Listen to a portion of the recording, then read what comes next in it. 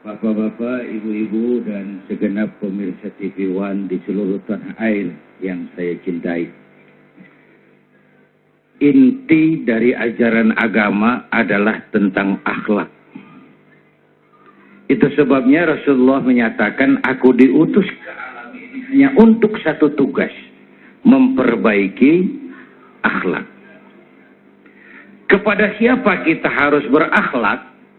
3. Pertama, kita ini harus berakhlak kepada Allah. Itu yang terpenting dulu. Ini fondasinya. Bagaimana cara berakhlak kepada Allah? Caranya 2. Pertama, jangan menyekutukannya dengan sesuatu pun. Yang kedua, jangan menyembah kecuali hanya kepadanya. Dari sini timbullah etika otonom. Sikap merasakan kehadiran Allah dekat dalam hidup. Itu disiplin paling murni. Ya, Bu? Bu? Iya, matanya ke sini dong. Emang enak kok nggak diliatin. So, disiplin paling tinggi dalam hidup, merasakan kehadiran Allah dekat dalam hidup. Saya sendiri, yang kedua Allah.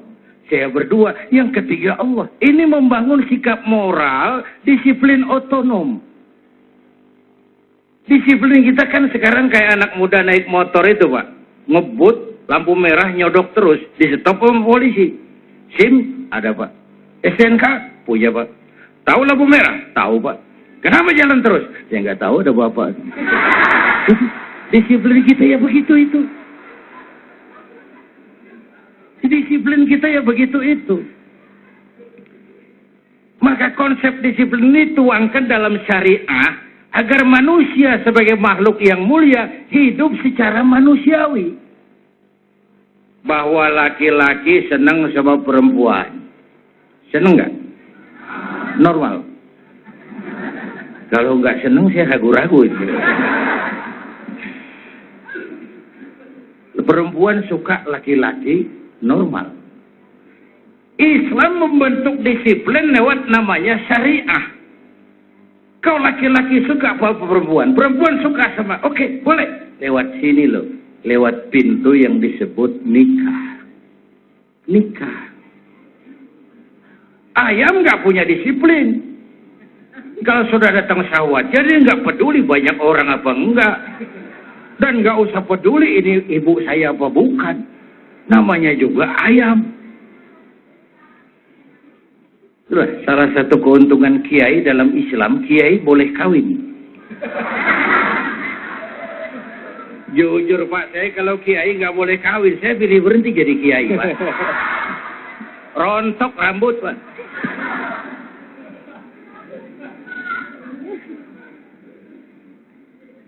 Manusia sebagai makhluk yang terhormat, hidup secara terhormat lewat pintu sakral yang disebut nikah. Nikah dengan perempuan yang baik kamu. Jangan seperti ayam tuh kawin tiap hari nikah nggak mau. Nikah. Ini pintu ke arah kehidupan yang berakhlakul karimah. Jadi nikah itu bukan sekedar untuk kebutuhan biologis, bukan sekedar memperturutkan hawa nafsu. Dia pintu sakral yang mengatur disiplin manusia agar manusia secara mulia hidup dengan kemuliaan, dan yang terpenting punya rasa malu. Ini kan yang tipis di negeri kita ini, budaya malu. Belum lama Pak, kurang lebih 2-3 minggu yang lalu di Jepang ada berita mengagetkan. Perdana Menteri Hatoyama mengundurkan diri. Di sana sih itu biasa, cuma buat kita itu mengagetkan. Di sana biasa. Kenapa dia mundur? Malu. Kenapa malu? Tidak bisa memenuhi janji kampanyenya. Apa? Waktu dia kampanye dia bilang, kalau saya jadi Perdana Menteri, saya akan menghapuskan pangkalan militer Okinawa dari Jepang. Dia tidak bisa penuhi janji kampanyenya, malu mengundurkan diri. Padahal saya tahu pasti Hatoyama tidak kenal ketuhanan yang Maha Esa. Hatoyama tidak tahu itu Pancasila. Tapi rasa malunya tinggi sekali. Gagal, tidak bisa memenuhi kampanye, mundur. Umumnya orang itu kalau sudah gagal memenuhi janji kampanye, pasang strategi lagi buat kampanye, maju lagi. Ini di luar negeri, Pak. Di luar negeri jauh. Jauh. Di sini insya Allah sama.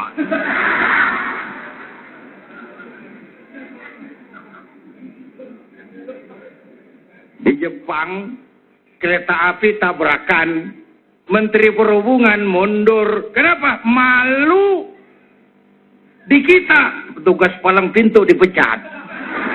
Jadi jauh levelnya dari petugas palang pintu ke menteri. Kenapa? Yang laris di negeri kita apa? Kambing hitam. Itu laris sekali, Pak. Orang banyak beli kambing hitam. Apalagi tukang kompor. Laris. Tukang kipas. Itu pasarannya tinggi di Indonesia.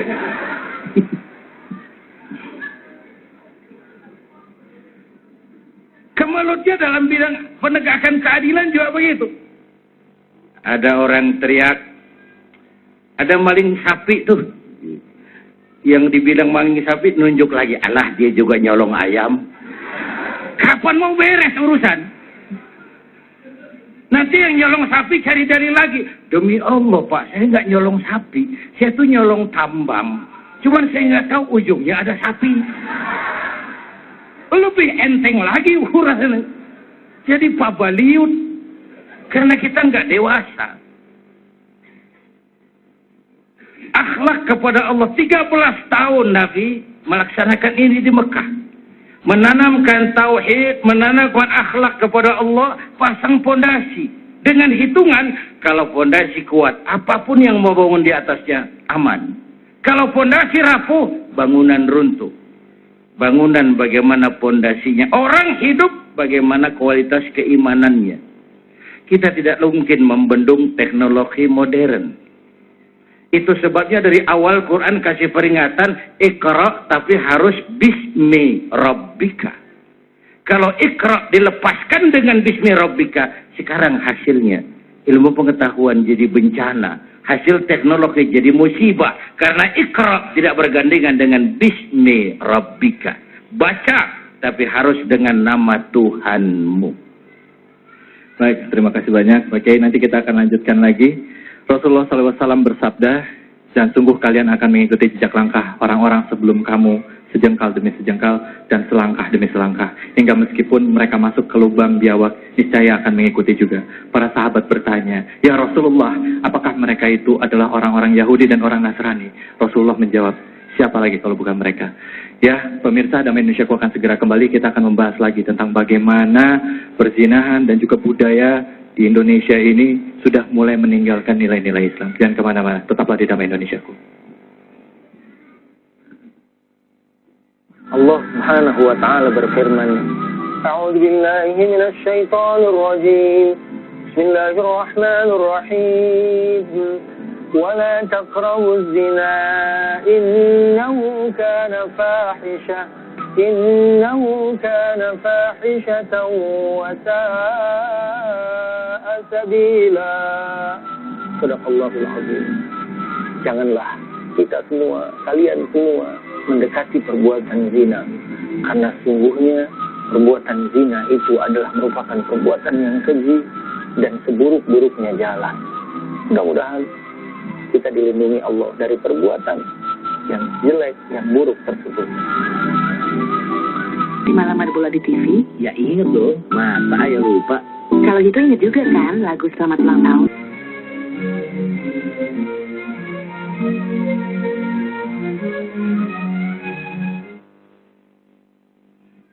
Bapak Ibu pemirsa TV One, ada sebuah hadis berisi tentang analisa ke depan.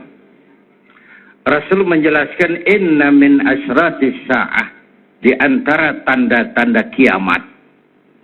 Gak usah mikirin kiamat beneran lah, ngeri. Saya juga gak pengen nemuin. Ini kiamat yang sering kita temuin. Hancurnya sendi-sendi kehidupan sosial. Merajalelanya munkarat dan maksiat. Yang munkar menjadi ma'ruf, yang ma'ruf dianggap munkar. Yang tercela diburu orang, yang terpuji dihindari orang. Yang mestinya hina dihormati, yang mestinya terhormat dihinakan. Terjadi penjungkiran nilai. Tuntunan jadi tontonan, tontonan dianggap sebagai tuntunan. Inna min asratis sa'ah, di antara tanda-tanda kondisi sosial itu, pertama ayyurfa'al ilmu, ilmu diangkat oleh Allah. Banyak sesuatu sudah nggak dikerjakan ahlinya lagi. Kiai sama dukun tipis bedanya. Benar-benar. Pemburu hantu pakai sorban. Nanti kiai pakai helm. Absurd, urusan jadi samar. Siapa pakai apa, siapa mau jadi apa, nggak urusan sekarang ini. Atas nama demokrasi, atas nama kebebasan hak asasi. Banyak persoalan sudah tidak lagi dikerjakan sama ahlinya. Diangkat ilmu. Padahal saya pernah punya ungkapan, ilmu bikin hidup jadi mudah. Seni bikin hidup jadi indah. Agama bikin hidup jadi terarah. Dengan ilmu hidup jadi mudah. Abad kita sekarang kan knob life. Hidup tekan ke knob. Ya, mau tahu apa tentang klik, klik, klik, klik. Kelihatan di layar. Knob life. Hidup tekan ke knob. Sebagian besar rakyat kita masih hidup tekan perut.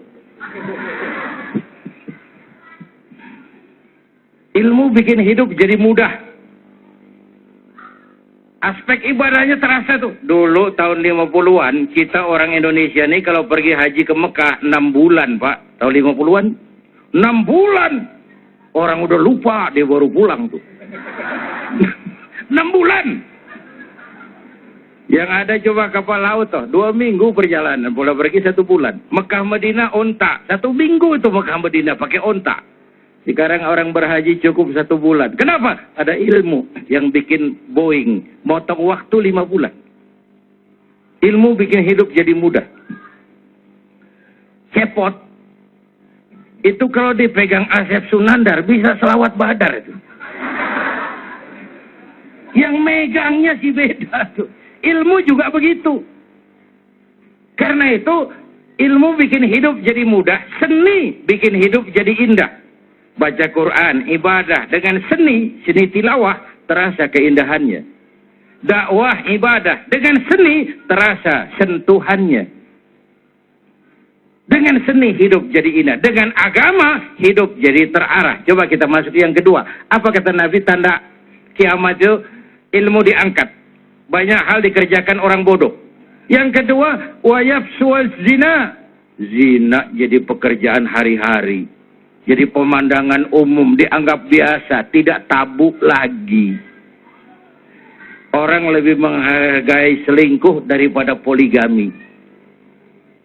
Ayo ngaku. Ya walaupun saya kira dia bukan pilihan terbaik memang. Bu, wayafsual zina, padahal seks, agama menghargai seks. Agama meletakkan seks pada tingkat yang sakral. Agama mengakui seks sebagai kebutuhan hidup. Tapi agama memberikan jalan formal supaya bisa dinikmati dengan tenang dan enak. Contoh, kucing. Tahu kucing? Kucing, Bu. Kalau kita yang ngasih ikan, kucing makannya tenang. Tenang. Kenapa? Dia sadar nuraninya itu. Ini ikan resmi. Ya, saya nggak nyolong, ini yang punya, yang kasih. Tenang dia makan. Tapi kalau dia nyolong, coba lihat, kucing kalau makan ikan boleh nyolong, nggak tenang makannya itu. Cari kolong tempat tidur, tengok kiri, tengok kanan. Ada piring jatuh, kabur kencang. Kucing ngerti saya nyolong. Seks juga gitu. Seks juga gitu. Kalau sah, resmi, anteng. Tenang. Nggak takut diintip orang. Masa bodoh capean yang ngintip kok. Tenang menikmatinya. Ya Bu ya? Apaan?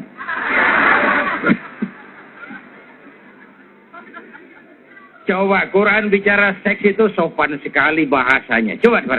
Nisa'ukum harsul lakum. Masya Allah, Quran tinggi bahasanya, sopan kalimatnya, dalam filsafatnya. Istrimu adalah sawah ladangmu. Ya Allah. Sawah. Istrimu adalah sawah ladangmu. Cangkulah sawah ladangmu menurut cara yang kamu suka. Teknik mencangkul terserah kamu. Oh, nyangkul sambil mundur juga boleh. Asal yang dicangkul sawah sendiri. Nah, ya. Jangan coba-coba nyangkul sawah tetangga. Baik, terima kasih banyak Kiai. Jadi mesti nyangkul ini nyangkul sawah sendiri ya. Jadi tadi Kiai lebih baik poligami Kiai ya. Oh, saya nggak bercanda. Saya nggak bilang begitu. Ya, cuma saya setuju kalau ada pendapat begitu.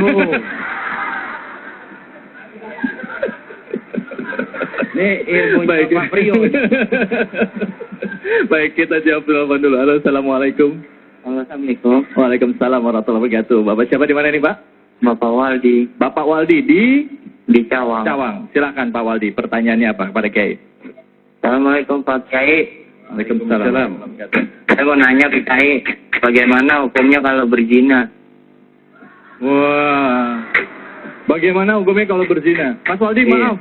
Pernah melakukan? Enggak, belum. Wah, jangan. ya, baik. Ini kayaknya udah berniat nih, Kiai. Oke, Pak Waldi, terima kasih banyak. Ya. Baik. Kiai, jawaban Kiai nanti akan diberikan kepada Anda. Apa hukumnya berzina? Jangan kemana-mana, tetap di Damai Indonesiaku.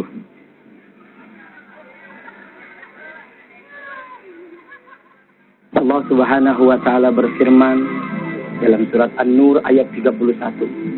Katakanlah kepada wanita-wanita yang beriman, hendaklah mereka menahan pandangannya dan memelihara kemaluannya, dan janganlah mereka menampakkan perhiasannya kecuali yang memang biasa tampak daripadanya, dan hendaklah mereka menutupkan kain kerudung ke dadanya, dan janganlah menampakkan perhiasannya kecuali kepada suami mereka.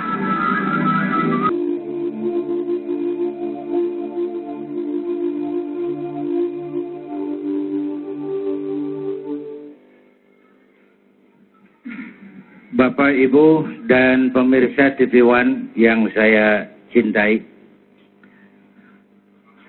Tadi ngomong apa sih? Hah?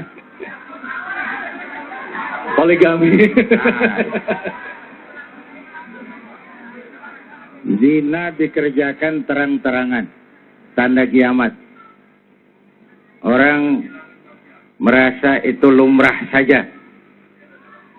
Lalu tanda berikutnya wa yushrabal khamru. Arak jadi minuman kebanggaan. Apalagi sekarang oplosan tuh. Udah berapa banyak yang jadi korban. Dan ini terus terang saja tidak kurang peran dari apa yang namanya media. Kita nggak bisa nyalain medianya barangkali. TV kita nggak bisa salahin. Yang megang remote.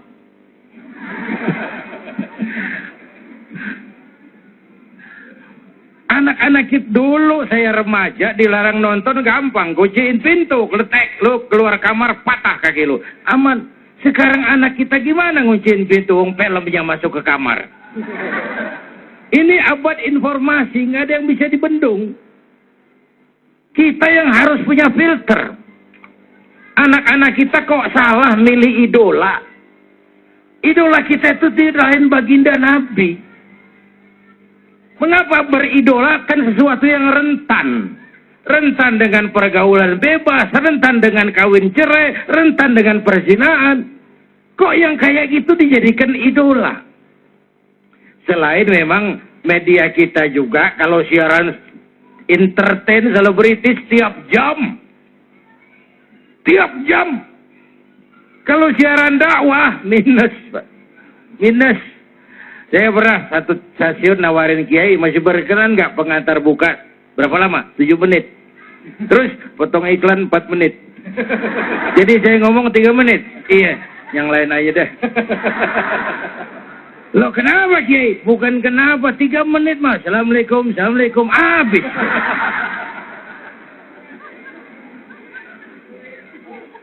Nanti yang malam ada lagi tuh 25 menit, 45 menit siaran dakwah. Formatnya dibikin murni entertain. Satu kiai kumpul sama 4 pelawak. Tenggelam kiainya. Oh, pelawaknya 4. Sebutannya dikasih jam tayang penuh, sentuhan rohani Islam. 1 jam penuh, jam 3. Yang ratingnya jeblok. Jam 3 dekat subuh. Kampret yang mau nonton. Maaf, mumpung ada Pak Karni nih. Nanti kita minta pendapat beliau tentang media. Tapi kalau tentang kehidupan selebritis, saudara lihat kan, itu cost productionnya murah, ratingnya tinggi, iklan banyak masuk, mama demen bener nonton. Lu ngaku. Jadi anak kita kalau ditanya siapa Khalid bin Walid, nggak tahu. Siapa Umar bin Abdul Aziz? Tahu. Apa sih yang kamu tahu? Katanya Anang sama Syahrini. Ya sekedar ngambil contoh aja, contoh. Sama si Anu katanya Anu. Kata siapa? Kata si Anu. Anu nggak ada titiknya. Ngumpulin omongan si Anu. Anak-anak kita sering matang lebih cepat dari waktunya karena pengaruh media. Kita orang-orang tua harus punya filter. Dan filter paling baik tadi kembali kepada akhlak kepada Allah Subhanahu. Bapak Ibu, dalam Quran ada cerita Nabi Yakub. Kerisauan beliau kalau ada bicara tentang putra-putrinya itu apa? Ma ta'buduna min ba'di. Quran. Nak, kalau bapak tidak ada umur, kamu nyembah apa, nak? Kamu bakal jadi hambanya siapa, nak? Ayo, ngobrol. Ibu-ibu hamba Allah apa bukan? Hamba Allah. Kata siapa? Kata ibu. Kalau kata ibu, kan namanya ngaku. Ngaku boleh dan murah. Yang mahal itu diakui. Yang mahal itu diakui. Ibu kenal Presiden SBY? Kenal. Presiden SBY kenal sama ibu? Ngaku boleh dong, tapi diakui apa tidak, itu yang kita belum tahu. Oleh karena itu, sekali lagi, Iqra harus dengan Bismi Rabbika, baca tapi dengan nama Tuhanmu. Teknologi tapi harus dengan dasar iman. Kekuasaan ada manfaatnya kalau dipegang tangan orang beriman. Popularitas bahkan kalau jatuh di tangan orang beriman, itu sih sampah. Tapi kalau dinikmati, itu racun. Ibu tahu racun? Tahu racun? Lawannya madu. Lawannya, ibu kalau ada racun, ada madu, ibu pilih di racun apa di madu?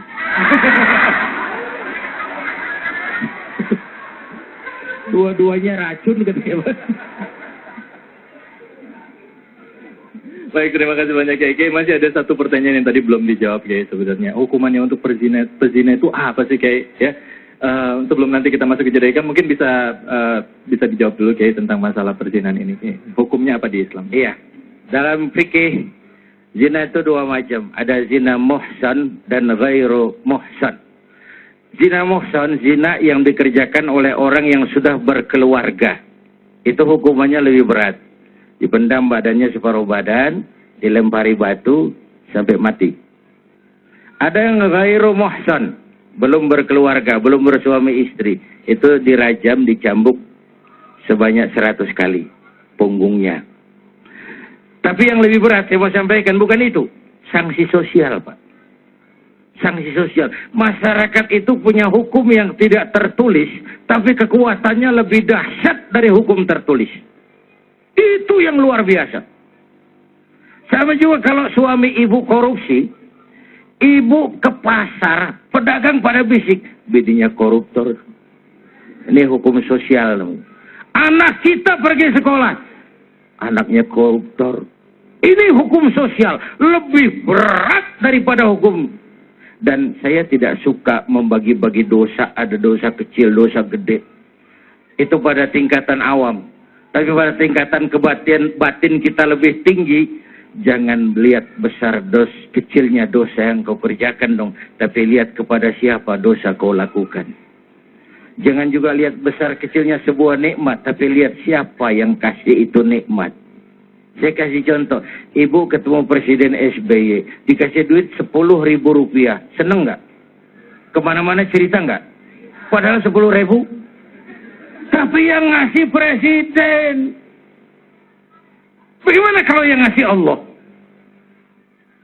Jangan lihat besar kecilnya pemberian, jangan lihat besar kecilnya dosa yang kau kerjakan, tapi kepada siapa dosa kau lakukan. Siapa yang berikan itu nikmat.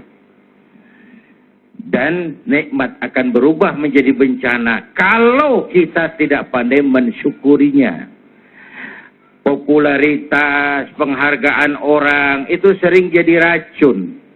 Ya Bu ya? Apa sih bedanya saya dengan saudara-saudara? Sama, kita kesini untuk cari ridho Allah. Sama. Cuma saya ngomong, saudara dengerin. Apa berarti saya lebih hebat dari saudara? Setan. Nggak ada bedanya. Saya bisa ceramah juga karena ada yang dengerin. Benar. Baik. Hebat saya pidato 2 jam, menggelegar, berkobar, membakar. Yang dengerin nggak ada. Paling kata Hansip tuh Ustaz sudah lama begitu ya. Terima kasih banyak Kiai. Kita akan lanjutkan lagi. Tadi Kiai sempat menyinggung tadi mengenai masalah pergaulan bebas ya. Bahwa ada peran media juga. Kebetulan di sini ada Pak Karnilias Pak. Nanti mohon izin Pak, bisa diskusi tentang peran media Pak ya. Jangan kemana-mana, tetaplah di Damai Indonesiaku.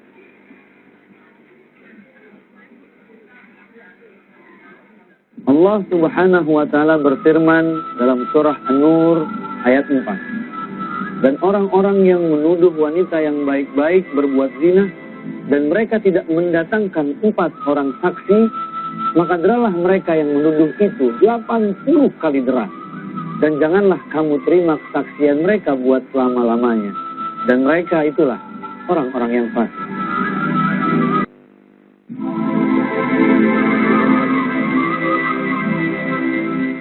Raisya Ali Said mungkin menjadi salah satu korban penculikan yang paling menyita perhatian media massa. Agustus 2007, Raisya yang berusia 5 tahun diculik saat dibonceng pembantunya dengan menggunakan sepeda motor. Saat itu Presiden Susilo Bambang Yudhoyono bahkan bereaksi setelah 8 hari Raisya diculik. Dalam pernyataannya, Presiden minta penculik segera membebaskan Raisya. Siapapun yang membawa Raisya untuk melakukan sesuatu yang terbaik, saya ketuk hatinya agar dalam waktu yang tidak terlalu lama Raisya bisa kembali ke orang tuanya. Polisi berhasil menyergap 5 orang penculik di sebuah pom bensin dan menemukan Raisya setelah diculik selama 10 hari. Bagus Khaidi Riki berusia 3 tahun, warga Mangga Besar, Jakarta Pusat, dibawa kabur tetangganya sendiri. Bagus ditemukan bersama tersangka di sebuah musola dan lagi-lagi berdasarkan laporan masyarakat. Menurut polisi, pelaku penculikan akan menjadikan korban sebagai pengamen jalanan. Bagus ditemukan setelah hilang selama 24 jam. Berdasarkan data dari Komnas Perlindungan Anak, jumlah kasus penculikan anak meningkat tiap tahunnya. Terhitung periode Januari hingga Mei 2010 saja, sudah terjadi laporan 67 kasus penculikan. Motifnya beragam, mulai dari diiming-imingi uang hingga penipuan lomba kontes bayi. Bahkan, korban penculikan terkadang dieksploitasi dan dijadikan pekerja anak. Kini hanya kewaspadaan orang tua yang bisa menjamin keselamatan anak, termasuk meningkatkan kewaspadaan di tingkat lingkungan sekolah dan bermain agar penculikan anak tidak lagi kembali terjadi. Ya, pemirsa Damai Indonesiaku dimanapun saja Anda berada, apa tadi yang kita saksikan ada sebuah peristiwa yang terjadi di negara kita tercinta ini, ramai atau marak tentang penculikan anak. Bahkan ada isu dikatakan bahwa anak ini diculik dan organnya itu dijual. Nah, sebenarnya masih ada kaitan juga dengan apa yang kita bicarakan tentang masalah berjanji, di mana peran keluarga ini begitu penting, di mana peran orang tua dalam mendidik anak, mengawasi anak begitu penting.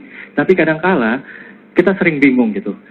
Kita sudah mendidik anak kita, memasukkan anak kita dalam sekolah yang mungkin muatan agamanya sudah terjamin. Kita di rumah juga sudah mendidik anak kita untuk sholat. Kadang-kala kita berkomunikasi sama anak kita. Tapi kenapa kok masih ada aja kecolongan? Masih ada aja anak-anak kita yang mungkin ya mereka terjerumus melakukan pergaulan bebas ataupun melakukan misalnya coba narkoba dan lain sebagainya. Kiai, kenapa hal ini bisa terjadi, Kiai? Silakan, Kiai. Bapak Ibu dan pemirsa TV One yang saya hormati, memang banyak gejala sosial yang membuat kita risau. Perzinahan, pemabukan, perjudian, penculikan, itu semua melantunkan sebuah pertanyaan yang ringkih. Kemana moral kita sebagai bangsa? Sedang menuju kemana kita? Dan akan sampai kemana kalau seperti ini fenomenanya? Karena itu memang benteng paling utama lagi-lagi adalah rumah tangga. Dan peran utama di rumah tangga sebenarnya suami istri, tapi ibu lebih banyak berperan. Islam mengangkat perempuan sebagai tiang negara karena fungsi ini. Ibu kenal Siti Aminah? Tahu ya? Iya, kenal di mana kenalannya. Itu ibunda baginda Rasul. Aminah, perempuan yang memberikan rasa aman, kedamaian, pengayoman. Kenapa? Ia melahirkan anak pertama tanpa didampingi suami. Suaminya wafat. Sedih hatinya, remuk perasaannya, tapi tegar jiwanya. Dilahirkannya bayi bernama Muhammad dalam tradisi zaman jahiliyah. Jahiliyah itu jahiliyah kompleks. Mabuk, judi, zina terjadi. Dilahirkan anak pertama tanpa didampingi suami. Diasuhnya penuh kasih sayang. Di antaranya jadi orang besar dan dibesarkan Allah. Perempuan. Ibu kenal Mahatma Gandhi? Tahu. Bagus anak-anak. Gandhi itu kecilnya yatim, kurus kayak anak cacingan. Yang tegar tuh ibunya. Gandhi sekolah, nak. Gandhi jadi orang besar, nak. Gandhi kalau perlu sekolah ke Inggris, biar Inggris menjajah kita. Nggak salah kau sekolah ke Inggris, tapi jangan jadi Inggris, Gandhi. Jangan sentuh minuman keras. Gandhi belajar. Gandhi, Mahatma Gandhi jadi orang besar karena dorongan ibunya. James Watt. Siapa itu? Apa nemu uap tuh? Jadi besar karena dukungan ibunya. Perempuan melahirkan orang-orang besar, tiang negara. Bahkan melahirkan orang besar. Di Jawa Tengah ada Raden Ajeng Kartini, di Jawa Barat muncul Dewi Sartika, di Bengkulu muncul Fatmawati Soekarno, sang penjahit bendera merah putih itu. Di Aceh muncul Laksamana Malahayati, baru muncul Cut Nyadin, baru setelah itu Cut Keke, Cut Meme, dan Cut Cut.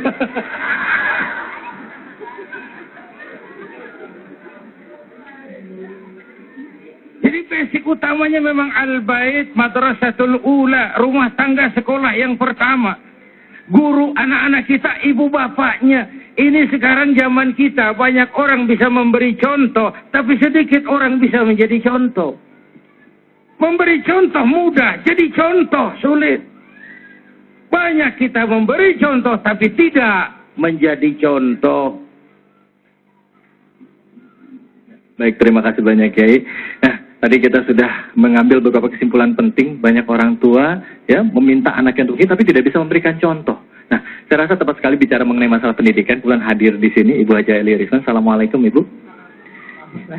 Ibu, bicara mengenai pendidikan Bu. Kadangkala kita sebagai orang tua suka merasa lelah atau letih dalam konteks begini pada saat kita sudah melakukan yang terbaik, tetapi kok seperti yang saya katakan tadi masih saja kecolongan. Kira-kira kekurangannya itu di mana sih Ibu Eli? Apa yang harus kita lakukan? Silakan Bu. Terima kasih. Bapak Ibu yang saya muliakan, Ustadz yang saya muliakan juga, dan para pemirsa yang saya hormati di rumah, Assalamualaikum warahmatullahi wabarakatuh. Yang pertama sekali kalau menjawab pertanyaan Mas David adalah karena kita, kalau saya boleh mau bertanya nih sama bapak-bapak, boleh nggak saya berdiri? Boleh, silakan. Silakan. Nanya apa Bu? Bapak-bapak yang berada dalam ruangan ini yang saya hormati, ada nggak di antara bapak-bapak yang dulu sekolah untuk menjadi ayah? Ibu-ibu sayang yang di sini, yang di rumah maupun yang di bawah, ada nggak yang dulu sekolah untuk menjadi emak, menjadi ibu? Itu. Pertamanya itu permasalahannya adalah karena kita nggak sekolah jadi orang tua, kita sekolah untuk menjadi ahli dalam bidang kita masing-masing. Ya, sekarang ini ada revolusi teknologi. Ya, anak bisa berselancar di dunia mayanya hanya dengan satu buku jarinya, Rp1.000 sehari. Tapi tidak terjadi revolusi pengasuhan menghadapi revolusi teknologi. Sekarang Bapak Ibu pasti semuanya punya handphone, iya kan? Ngasih handphone juga sama anaknya, betul? Oke, sekarang siapa yang bisa kirim bukan SMS tapi MMS? Kan? Nah, jadi inilah kecolongan besar kita karena kita gagap teknologi. Seandainya saya lemparkan ini kepada ibu kira-kira akan gimana? Ibu tangkap. Ibu, ya, itu. Ibu akan siap menangkap bola saya. Ya, itu disebut bahasa Sundanya antisipasi. Ya, tetapi kita yang datang badai teknologi, kita nggak punya antisipasi sama sekali terhadap itu. Kecolongannya di situ, kita kasih perangkat teknologi ke tangan anak kita tidak bisa menggunakannya. Ya, dulu Mas Khalid dibilang kira-kira 2-3 minggu yang lalu, ya para ahli pakar teknologi masih bilang bahwa anak-anak kita itu penghuni asli dunia gadget, the native gadget bahasa Jawanya. Sekarang kita imigran gadget, kita orang pendatang ke dunia gadget itu. Sekarang yang terjadi 3 minggu yang lalu, para ahli digital dunia berkumpul di Amerika, mereka bilang anak-anak kita sekarang the right now generation, generasi sekarang juga untuk menjadi orang tua. The native gadget saja kita kelimpungan, kita kasih perangkat ke tangannya, kita tidak bisa menggunakannya, konon lagi menjadi orang tua generasi sekarang juga. Dia download dengan gampang, unduh dengan gampang semua gambar yang tadi Ustadz udah bahas. Dalam hitungan detik, satu buku jarinya masuk. Gitu. Ya. Dan kepanasan. Kalau kepanasan aja, para ibu dan bapak yang saya muliakan, nggak apa-apa. Tapi itu, kalau gempa punya potensi tsunami, pornografi punya potensi merusak otak 2 kali lipat dari narkoba. Sudah? Jadi sekarang gitu loh, kalau menjawab pertanyaan tadi, di mana bolongnya? Karena kita terlalu lama abai, terlalu lugu, terlalu, kalau zaman dulu Ustadz pasti hafal nih. Saya kan hampir seumuran tuan saya. situasi aman terkendali. Bapak merasa, ibu merasa memberikan perangkat kepada anak, situasi aman terkendali. Enggak, anak kita right now generasi sekarang juga. Dia dapatnya sekarang juga, begitu ada razia dia hapus sekarang juga. Enggak ketemu. Ya, baik, terima kasih banyak. Jadi kesimpulannya bahwa kita sebagai orang tua jangan kalah sama anak-anak ya Bu ya. Juga harus tahu pada saat kita memberikan alat atau gadget kepada anak, kita juga mesti tahu selami dunia anak. Apa yang terjadi pada anak kita selami dunia anak, sehingga kita bisa mudah mengawasinya. Jangan hanya sekedar begitu saja. Dan juga dengan benteng agama. Begitu Pak Kiai ya, seperti tadi Pak Kiai sampaikan. Ya, baik. Sebelum kita tutup segmen ini, saya mau bertanya dulu. Ibu-ibu di sini ada yang mau kira-kira melontarkan pertanyaan kepada Pak Kiai? Silakan. Ya.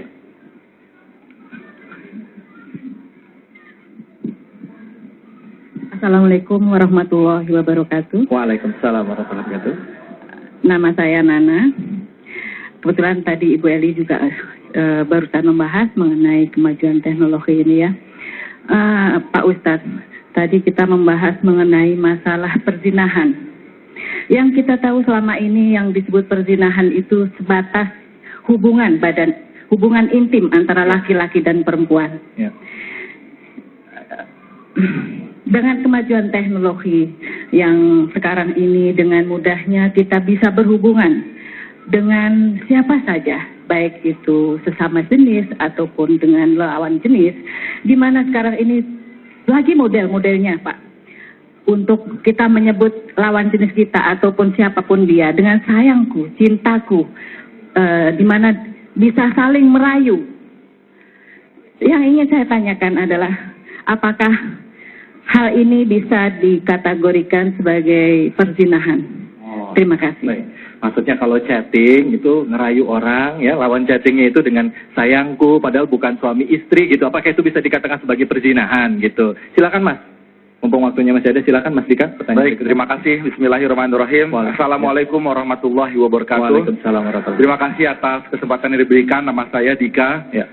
Pada Pak Kiai ada yang ingin saya tanyakan, sebagaimana kita tahu bahwa Islam itu agama yang paling sempurna, agama yang paling komplit lengkap. Kita bicara mengenai pornografi dan perzinahan, Islam itu agama yang paling menentang hal tersebut, ya dengan hukum-hukumnya dan lain sebagainya.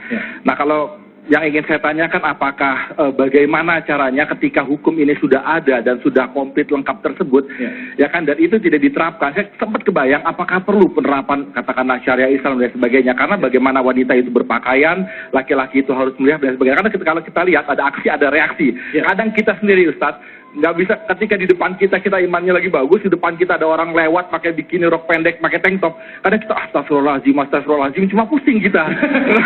Astagfirullahaladzim, Masya Allah, pusing pala kita gitu ya. Saya kebayang ketika semuanya berpakaian rapi, berpakaian bagus, berpakaian, kita juga ada aksi, ada reaksi, karena sebagai dalam teori psikologi ada Bu Psikolog, ada Bu Eli, ada mengatakan bahwa laki-laki itu ada mata-mata monyet kalau dalam psikologi sosial. Jadi kadang-kadang kecenderungan untuk melihat dan sebagainya. Mata-mata apa? Mata-mata monyet, sependek yang saya. Itu ada dalam salah satu teori psikologi sosial. Nah, bagaimana menyikapi hal tersebut? Terima kasih. Assalamualaikum warahmatullahi wabarakatuh. Waalaikumsalam warahmatullahi wabarakatuh. Pertanyaan yang luar biasa. Kita takbir dulu. Allahu Akbar. Allahu Akbar. Allahu Akbar. Jangan kemana-mana, kita akan kembali lagi dan nanti kita juga akan bincang dengan Pak Karni seputar peran media. Pak, ditahan dulu ya Pak. Tetap di Damai Indonesiaku. Allah Subhanahu wa Ta'ala berfirman dalam surah At-Tahrim ayat 6. Hai orang-orang yang beriman, peliharalah dirimu dan keluargamu dari api neraka yang bahan bakarnya adalah manusia dan batu.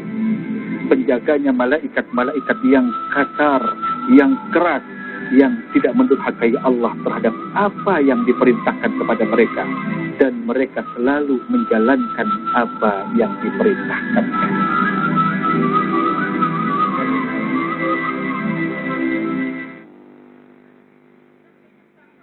Bapak, Ibu, dan pemirsa TV One, saya masuk kepada pertanyaan pertama Ibu Nana ya. Ibu Nana. Apa tadi chatting? Ya, kalau misalnya chatting, bilang sayang itu termasuk perzinahan nggak terhadap lawan jenis yang bukan suami? Ya. Pertama, larangan Quran itu la taqrabuz zina. Jangan dekati perbuatan zina. dalam hal ini ada dua hal. Pertama, zinanya itu sendiri. Yang kedua, hal-hal yang mendekatkan kepada zina. Termasuk ucapan-ucapan yang merangsang. Walaupun itu dianggap zina, tapi bukan zina tadi. Zina ucapan, zina mata. Itu kan ada forum-porsinya sendiri. Saya malah menganjurkan, kalau mau menggunakan kata-kata mesra, pakailah di rumah tangga. Untuk suami istri.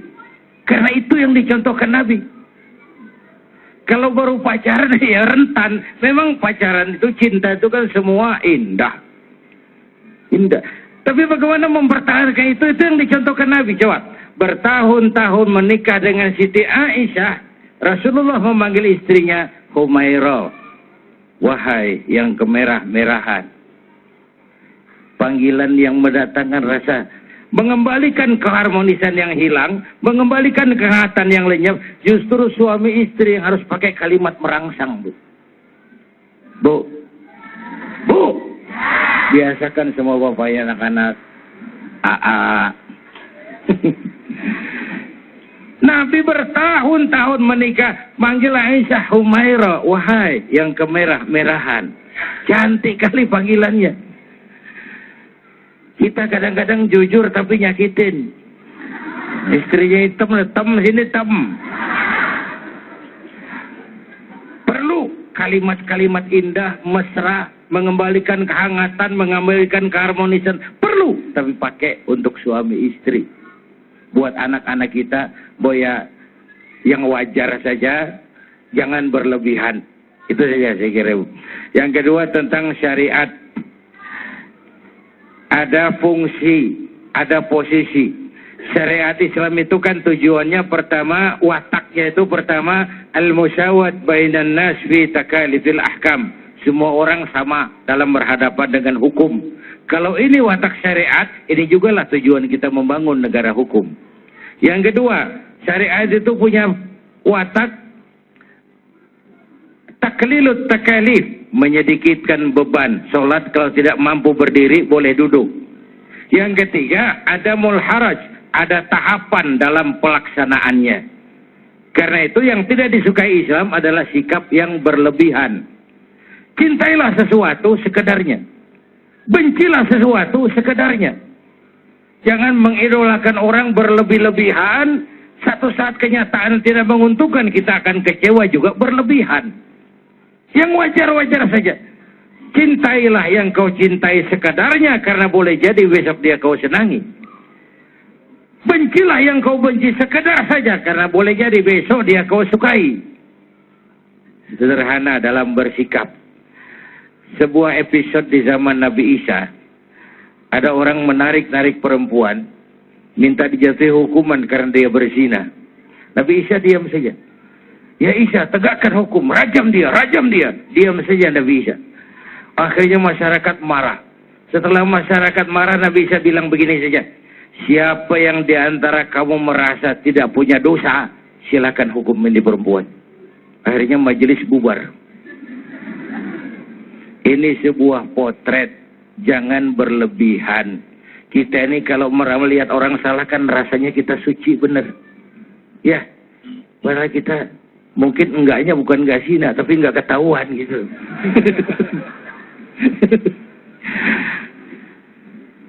Ya, Bu. Yang salah kita perbaiki, yang belum tahu kita beri penjelasan. Dan tetap basicnya harus kepada nilai moral. Satu hari, ini kasus kesalahan.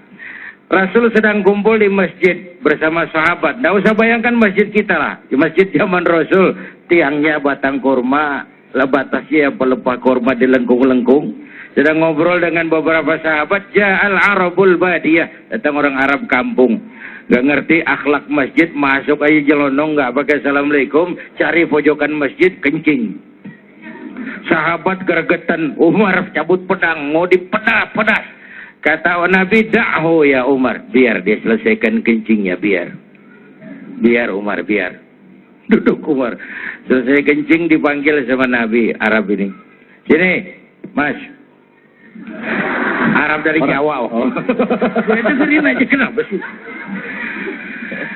ini masjid, tempat suci, nggak boleh kencing di sini, Mas. Nah, kalau niki boten ngertos ya Rasul. Ya nggak apa-apa, kalau nggak ngerti besok jangan diulangi ya. Nggih Rasul, matur nuwun sangat lagi. Merasa diselamati. Umar, saya ya Rasul, coba ambil air, cari ember, siramin. Kata Umar, brengsek lu. Yang kencing gue yang nyiramin. Tapi saya lihat dua sisi di sini dari watak syariat Nabi. Pertama, ini orang nggak tahu. Yang nggak tahu kasih tahu. Caranya baik-baiklah. Orang belum tahu. Lain kalau orang sudah tahu. Ya. Mungkin juga.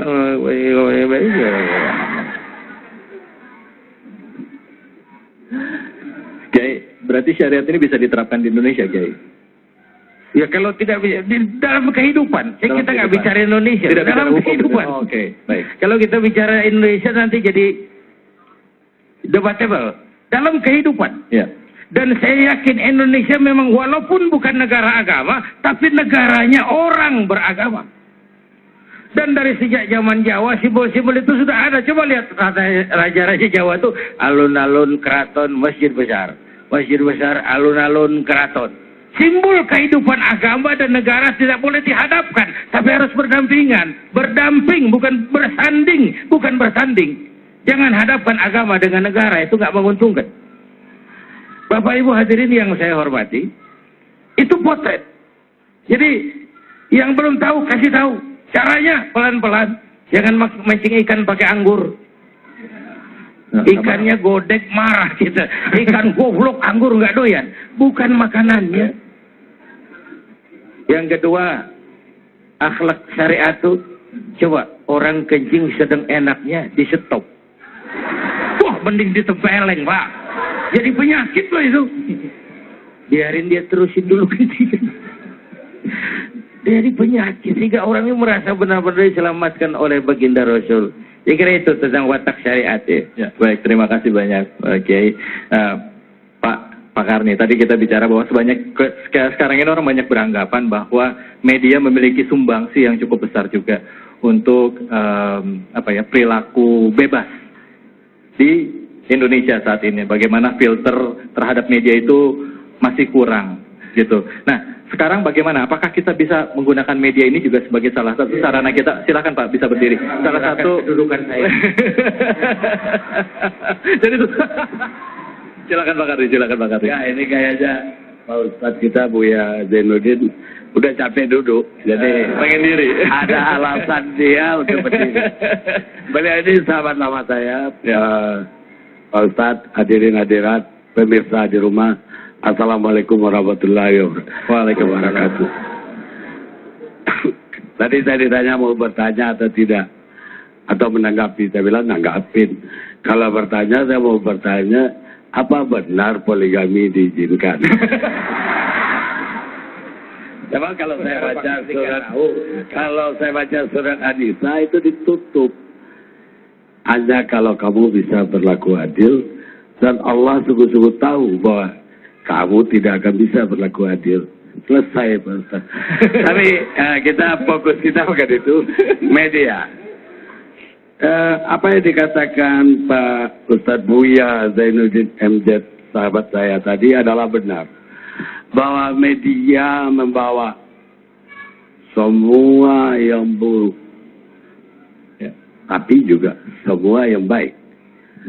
Jadi hanya di Indonesia yang berkembang itu lebih banyak yang buruk. Tahyul, pornografi, gosip. Kenapa? Publik kita itu kok senang banget dengan gosip. Ada 10 televisi, 9 gosip dari pagi sampai sore atau 8, tapi laku. Benar, rakyat itu betul-betul suka gosip. Jadi kita tidak bisa menghindar dari, tadi Ibu bilang revolusi teknologi. Yang benar itu untuk media. Revolusi teknologi komunikasi. Jadi komunikasi itu sekarang ada TV, kemarin ada komputer, sekarang internet, Twitter. Facebook dan sebagainya. Facebook pun udah tinggal, Twitter. Ke depan rumah kita pun detik ini kita pencet, ketahuan siapa aja yang masuk rumah kita. Ini perkembangan. Dan menurut saya bahwa kita tidak boleh menghindar dari itu. Tapi bagaimana mengeliminirnya? Bagaimana? Kenapa hanya anak-anak kita yang rusak? Kenapa anak-anak orang di Eropa, di Amerika pakai internet, pengetahuan, seluruh pengetahuan tinggal pencet. Jadi kalau tadi Pak Ustadz bilang pencet, porno keluar.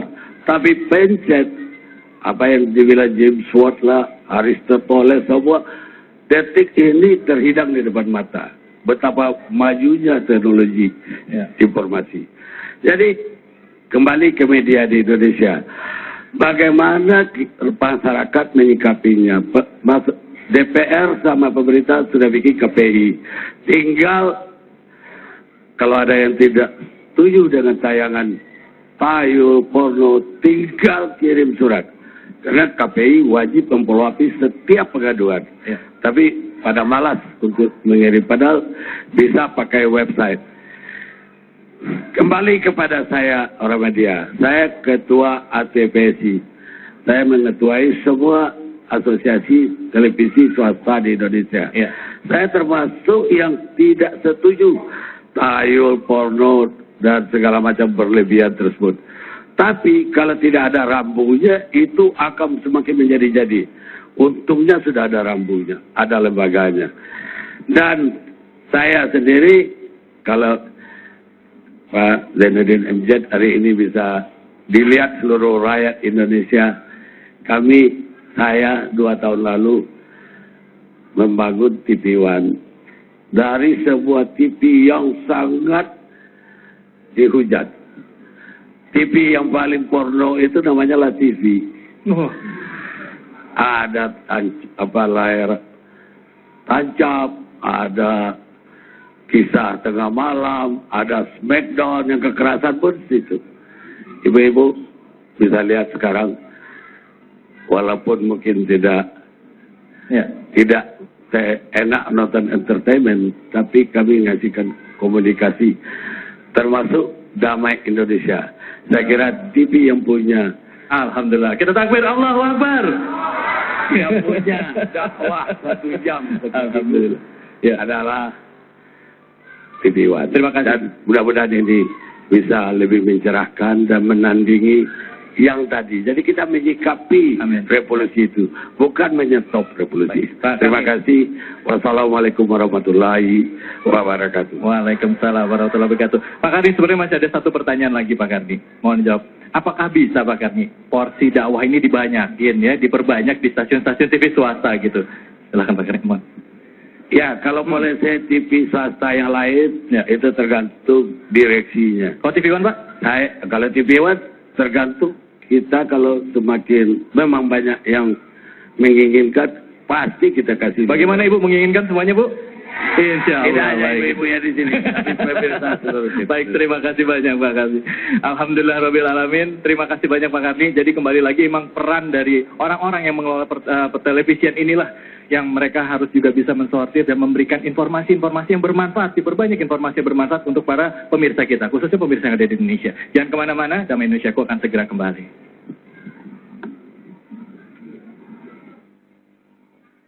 Sayyidina Ali bin Abi Thalib karramallahu wajhah pernah berpesan, jadikanlah agama itu sebagai benteng bagi negaramu dan syukur sebagai penjaga bagi nikmatmu. Maka setiap negara yang dibingkai oleh nilai-nilai agama tidak akan pernah terkalahkan. Dan setiap nikmat yang dijaga oleh rasa syukur tidak akan pernah hilang.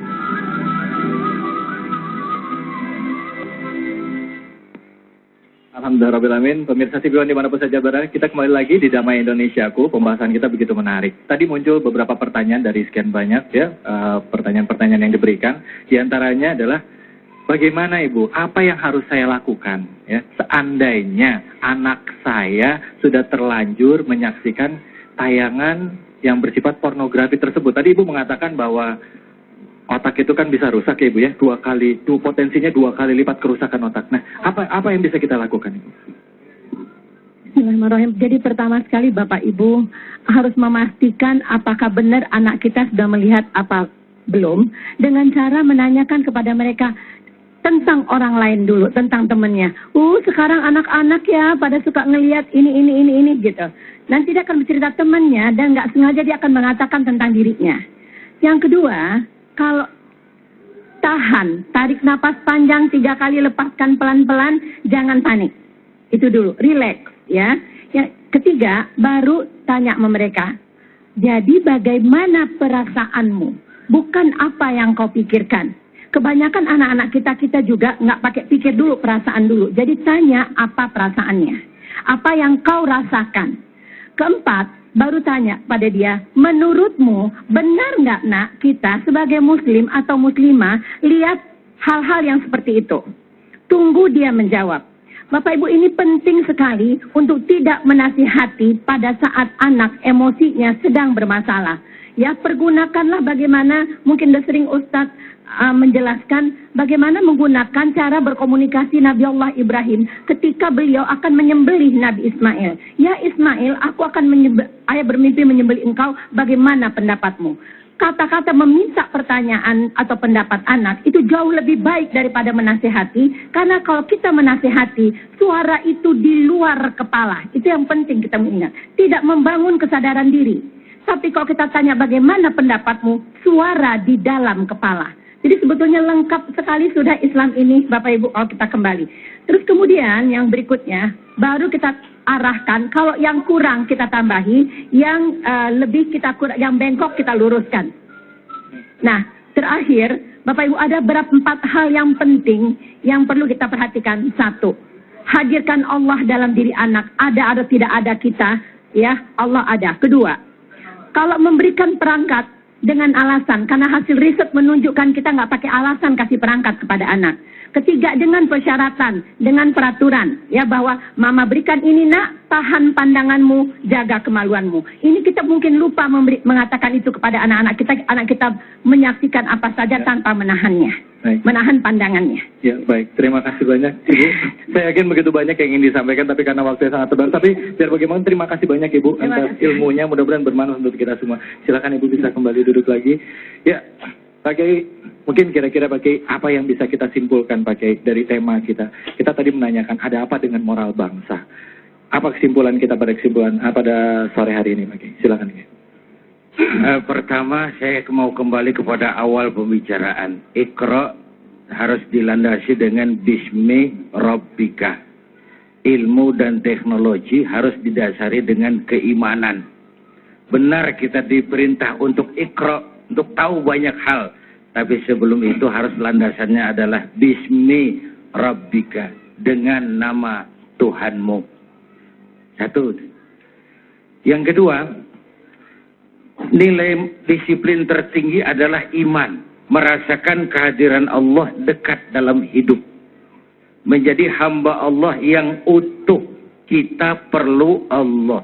Dan ada keyakinan bahwa hidup dalam syariat Allah itu hidup mulia dan terhormat. Sebagaimana sudah kita bicarakan tentang bagaimana Islam menyikapi seks. Bagaimana Islam menyikapi sikap laki-laki dan perempuan. Tidak ada jalan yang ditutup, tapi diberikan jalan terhormat sesuai dengan maksud syariat itu sendiri. Yang ketiga, pada sisi yang waktu yang bersamaan kita harus juga berakhlak kepada sesama manusia. Selain kepada Allah yang merupakan hablum minallah, berakhlak kepada sesama manusia. Bahwa ada anak bangsa yang salah jalan, yang keliru, tapi mereka bagian dari kita juga. Harus kita perbaiki secara bersama-sama. Sehingga dengan demikian kita berharap peristiwa-peristiwa itu tidak terjadi lagi di masa yang akan datang. Kita tidak boleh alergi dengan kemajuan teknologi. Bahkan itu tuntutan kehidupan agama. Agar hidup bisa kita laksanakan lebih mudah. Tetapi lagi-lagi, the man behind the gun. Kalau pisau dipegang oleh orang beriman, paling jauh leher ayam. Ya, tapi kalau dipegang preman, bukan cuma leher ayam, leher temannya sendiri. digarap. Pisaunya sama, penggunaannya beda. Ketika tangan orang yang memegang juga berbeda. Begitulah harta, begitulah kekuasaan, begitulah alat-alat teknologi, tergantung dalang yang megangnya. Kekuasaan kalau dipegang tangan orang beriman jadi rahmah. Kalau dipegang orang jauh dari iman ya Fir'aun. Harta kalau jatuh ke tangan orang beriman jadi rahmah. Tapi kalau dipegang tangan orang jauh dari iman ya jadi korun. Ilmu pengetahuan kalau jatuh ke tangan orang beriman mendekatkan diri. Tapi kalau jatuh ke tangan orang jauh dari iman menjauhkan diri. Menjauhkan diri dari Allah. Ingat lamunan Dr. Arthur Clarke tahun 2010 katanya. Bentar ini nanti 2010 sudah kita lewati. Benar sekarang. Kita sudah hidup dalam abad mechanical educator. Mesin yang bisa ngajar. Sebentar lagi guru akan bangkrut. Dosen gulung tikar. Manusia belajar dari mesin. Tahun 2030 katanya manusia mendekati kecepatan cahaya. Tahun 2040 manusia melakukan penerbangan antar planet. Interstellar flight. 2050 manusia sudah bisa melakukan climate control. Ngatur musim. Bayangin kalau musim sudah diatur, umur dunia di tangan manusia.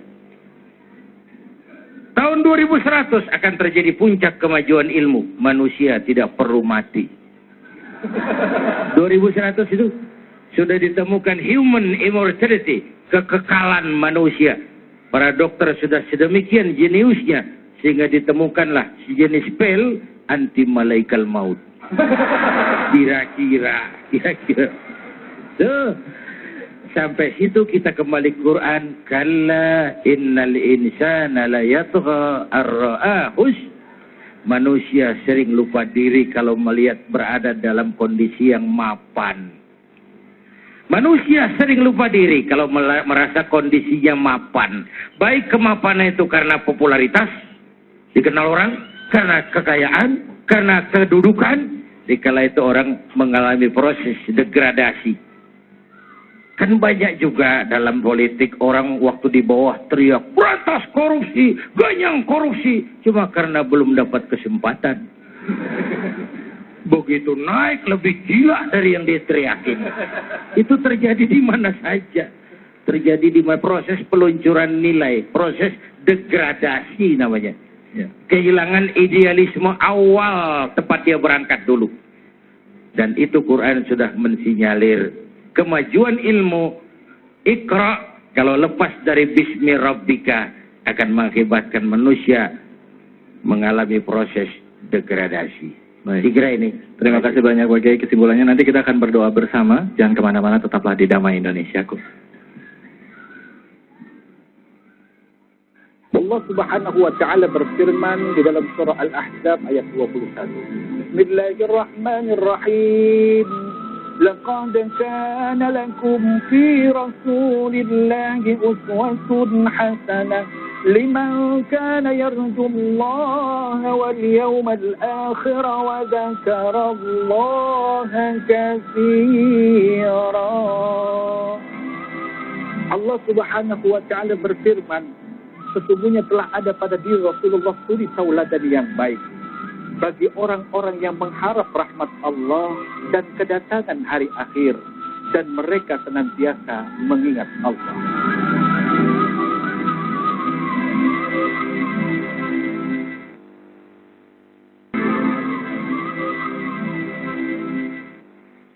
Ya, alhamdulillahirrahmanirrahim. Pemirsa TV One dimanapun saja Anda berada, kita hari ini sudah mendapatkan begitu banyak hal penting, terutama mengenai masalah pornografi. Masalah pornografi ini ada tanggung jawab kita semua. Kita di sini tidak ingin menyalahkan atau menyudutkan siapapun, tetapi ini adalah satu bahan renungan bagi kita semua. Kita doakan pada Allah, semoga kita minta saudara-saudara kita yang saat ini sedang diuji oleh Allah, diberikan hidayah, dibukakan pintu hatinya untuk bisa kembali bertobat dan juga kembali ke jalan Allah. Dan juga kita yang ada di sini juga tidak ikut-ikutan juga menyaksikan dan menyebarkan aib dan juga fitnah yang belum tentu kejelasannya. Dan juga kita harus menjaga keluarga kita, membentengi keluarga kita dengan kasih sayang, mengawasi anak-anak kita, benar-benar coba selami dunia anak-anak kita, sehingga benar-benar tanggung jawab itu benar-benar kita bisa pegang sebagai orang tua untuk membangun bangsa Indonesia ke depannya. Kiai, sebelum kita tutup, Kiai mungkin Kiai bisa doa sedikit untuk kita semua untuk penenangan hati kita, silakan Kiai. Bismillahirrahmanirrahim. Alhamdulillah Rabbil Alamin. Salli wa sallim ala Sayyidina Muhammad wa ala alihi wa sahbihi ajma'in. Allahumma ya Allah, Engkau maha pengasih dan tidak pernah pilih kasih. Engkau maha penyayang, yang sayangmu tiada terbilang. Dengan sepenuh perasaan dan pengharapan, dalam segala kerendahan dan kelemahan, kami bermohon kepadamu ya Allah. Berikan kepada kami rakyat dan bangsa Indonesia kekuatan iman untuk menjaga akhlak dan moral bangsa kami. Tautkan hati kami, satukan langkah kami untuk menapak menuju hari esok yang lebih baik dan pasti. Ya Allah, jauhi kami dari pengaruh negatif yang diakibatkan oleh kemajuan teknologi. Ya Allah, selamatkan anak-anak muda kami, generasi muda kami di dunia ini dan di akhirat nanti. Berikan kepada kami pemimpin-pemimpin yang takut kepadamu dan sayang kepada kami. Rabbana atina fid dunya hasanah